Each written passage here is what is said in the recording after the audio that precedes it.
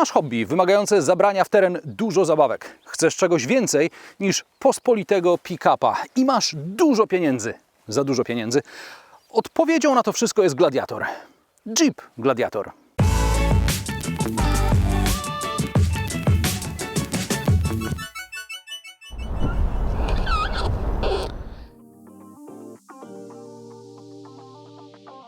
Niezależnie od tego, czy masz drogie hobby, czy nie, sprawdź oferty różnych ubezpieczycieli. Pomoże w tym runcomat.pl. Zamiast Gladiatora wolisz na przykład zwykłego Wranglera? OC do nowego Jeepa Wranglera można wykupić już za 590 zł, a pełny pakiet OC, AC, Assistance i NW za 5793 zł. Wybraliście już polisę? To mam dla Was jeszcze kod, dzięki któremu po zakupie polisy otrzymacie zwrot 150 zł. Wystarczy po zakupie wejść na formularz zalinkowany w opisie filmu i podać kod MDRI 150. Wszystkie linki znajdziecie w opisie. Jeep Gladiator to taki pick-up na bazie Wranglera. Nie jest to pierwszy pick-up w historii Jeepa, bo wcześniej był Willys Overland z końca lat 40. ubiegłego wieku, przypominająca dostawczą wersję Volkswagena T1 mała ciężarówka Jeep FC z końca lat 50. Oryginalny Jeep Gladiator J-Series na bazie modelu Wagoneer, produkowanego od wczesnych lat 60. aż do 1987 roku. Jeepster Commando, również z końca lat 60., bazujący na Wranglerze CJ Jeep Scrambler, oferowany w pierwszej połowie lat 80., czy zastępujący oryginalnego Gladiatora Comanche na bazie Jeepa Cherokee XJ, oferowany w drugiej połowie lat 80. Nowy Gladiator JT albo JT to dla uproszczenia Wrangler Unlimited, ten czterodrzwiowy, z doklejoną paką. Zamknięcie paki jest spięte na szczęście z zamkiem centralnym. O! Więc nie musisz za każdym razem wyciągać kluczyka z pilota, jak ma to miejsce na przykład w Navarze czy w klasie X. Poza podstawową wersją Sport w standardzie skrzynia pomalowana jest na czarno i ma chropowatą powierzchnię, na której przynajmniej Ty się nie poślizgniesz.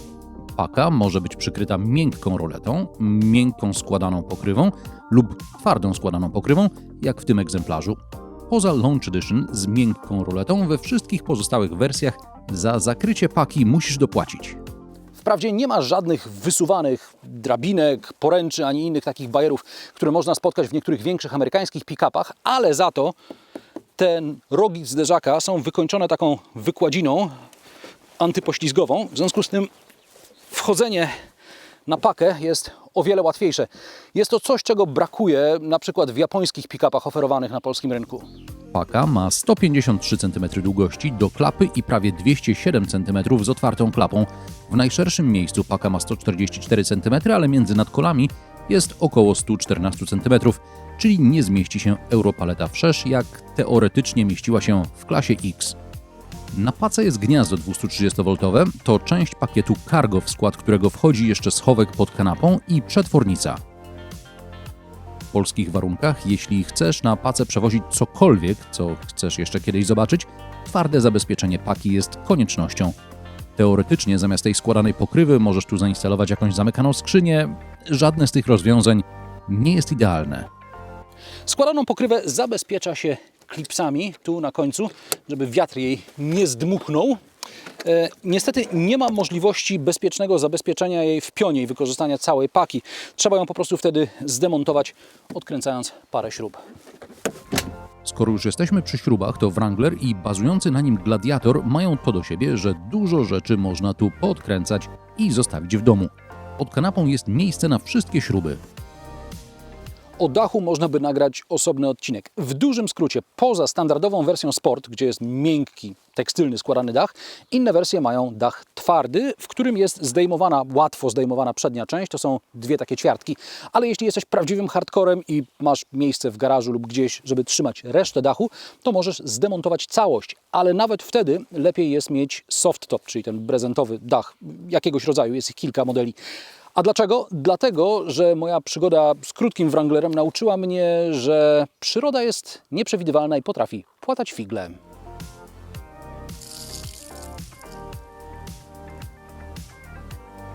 Można położyć przednią szybę, zdjąć drzwi i ewentualnie zastąpić je opcjonalnymi niskimi drzwiami bez ram i szyb. Zdejmując drzwi, pamiętaj tylko, że aby poruszać się po drogach publicznych musisz mieć co najmniej 2 lusterka, więc trzeba dokupić akcesoryjne lusterko boczne. W sieci znalazłem nawet takie montowane w zawias po zdjęciu drzwi. Miejsce z tyłu można zaadaptować do przewożenia większych przedmiotów albo podnosząc oparcie siedziska w górę, albo opuszczając oparcia. Żadne z tych rozwiązań nie jest idealne. Mam wrażenie, że opuszczenie oparć jest głównie do tego, żeby przyczepić tu isofiksy, ale umówmy się, jeśli potrzebujesz przewozić coś większego, masz za sobą olbrzymią pakę. Teraz tak, tu jeszcze za tym oparciem jest miejsce na opcjonalny głośnik 1900 zł, ale tego głośnika tu nie ma. Natomiast pod kanapą są wspomniane wcześniej schowki. Zresztą bardzo przydatne. Na kanapie jest zaskakująco dużo miejsca na nogi, nawet za fotelem pasażera odsuniętym maksymalnie do tyłu. Od biedy zmieszczą się tu 3 dorosłe osoby i te z boku mają się wreszcie czego trzymać. Na brak uchwytów z tyłu narzekałem w krótkim Wranglerze. Ale o ile nawet krótki Wrangler miał z tyłu gniazda USB i 230V, o tyle w Gladiatorze nie widzę ich nawet w cenniku jako opcja. Przód Gladiatora nie różni się od tego we Wranglerze. Zachęcam do obejrzenia mojego testu, link w prawym górnym rogu ekranu i w opisie filmu. A teraz sprawdźmy, jak Gladiator poradzi sobie w terenie.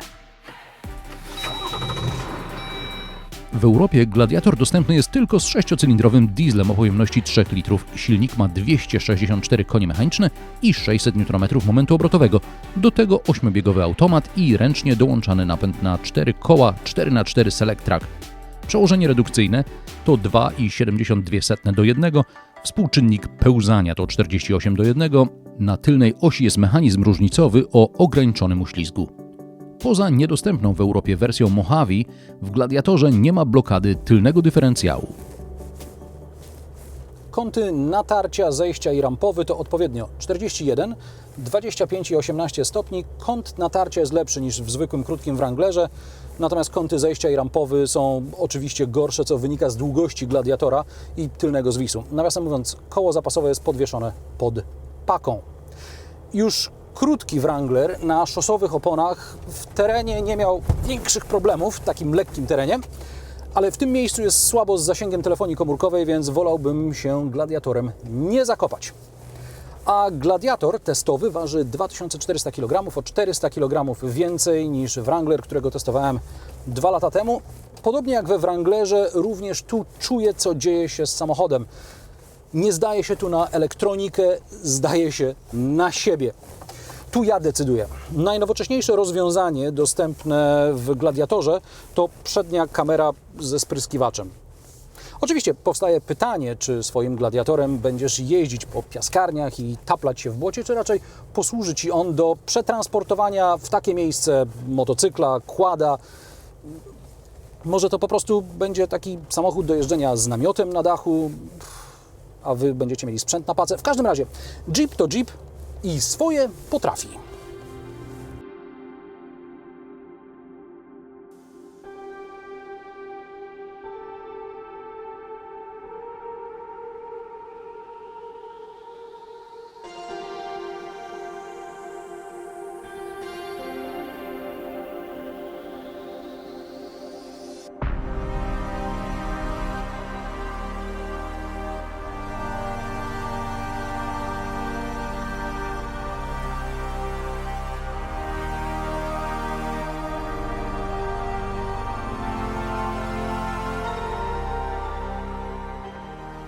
A jak Gladiator radzi sobie na asfalcie? Moim zdaniem prowadzi się lepiej niż inne pick-upy o podobnych gabarytach. Nie jest przesadnie miękki, układ kierowniczy sprawia wrażenie nieco bardziej bezpośredniego niż w innych pick-upach. Skrzynia biegów jest tak zaprogramowana, żeby pracować pod większym obciążeniem i przy prędkościach miejskich często zdarza się, że za długo trzyma bieg. Trzeba nabrać prędkości, żeby załączyć wyższy bieg, a potem zwolnić. Albo korzystać z ręcznego przełączania, co przeczy całej idei automatycznej skrzyni biegów w mieście. Hamulce są zaskakująco skuteczne. Podczas awaryjnego hamowania Gladiator nurkuje, ale nie ma tego uczucia, że masz pedał w podłodze, a samochód nie chce się zatrzymać. W drugą stronę Gladiator też zaskakuje. Producent podaje czas od 0 do setki 8,6 sekundy. Sprawdziłem, z napędem na tylną oś za pierwszym razem osiągnąłem 8,76, z dopiętym napędem na 4 koła 9,3 sekundy. W obu przypadkach od 80 do 120 Gladiator przyspieszał w nieco ponad 6 sekund. I na tych 120 na godzinę radzę poprzestać, bo potem robi się głośno, rośnie zużycie paliwa. Nawiasem mówiąc, Jeep obiecuje niecałe 10 litrów na setkę w cyklu mieszanym i to jest do osiągnięcia. Poza tym w trasie brakuje systemu wspomagającego utrzymanie na pasie ruchu. To jest samochód terenowy, w dodatku długi, trzeba się pilnować. Brakuje też wyświetlania ograniczenia prędkości, takiego tu na zegarach. Ono się pojawia na nawigacji, ale tylko w trybie wyświetlania pełnej mapy. Zresztą to nie są też ograniczenia, które są sczytywane, tylko zapisane w nawigacji. One nie zawsze zgadzają się z tym, co jest na bieżąco na odcinku jazdy. Z plusów jest adaptacyjny tempomat. Jak na mierzący blisko 560 cm długości samochód, to 24 cm więcej niż klasa X, 27 cm więcej niż Hilux, Gladiatorem łatwo się manewruje i parkuje. Tu z kolei przydaje się kamera z tyłu, kamer 360 oczywiście nie ma. Do tego potrzebne byłyby obiektywy pod lusterkami, które tu się demontuje razem z drzwiami. A teraz cena. Zaraz po umówieniu testu poprosiłem o przesłanie specyfikacji testowego samochodu, przejrzałem ją, a następnie wyparłem zawartą w niej cenę. Do specyfikacji wróciłem dopiero pisząc scenariusz i o mało nie spadłem z krzesła. Ceny Gladiatora zaczynają się od 300 000 złotych, a testowy egzemplarz Overland z dodatkowym wyposażeniem kosztuje, ponad 370 000. I nawet z pełnym odliczeniem VAT trudno będzie to przełknąć.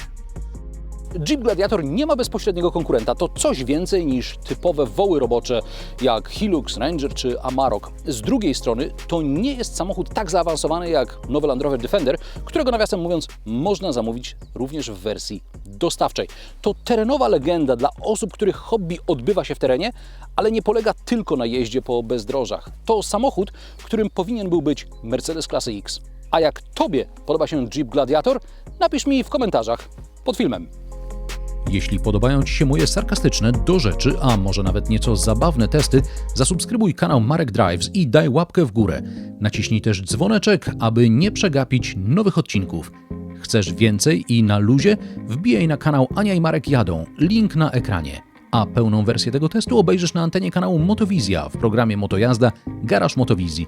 Premiera w niedzielę o 12:00, powtórka w poniedziałek o 20:00.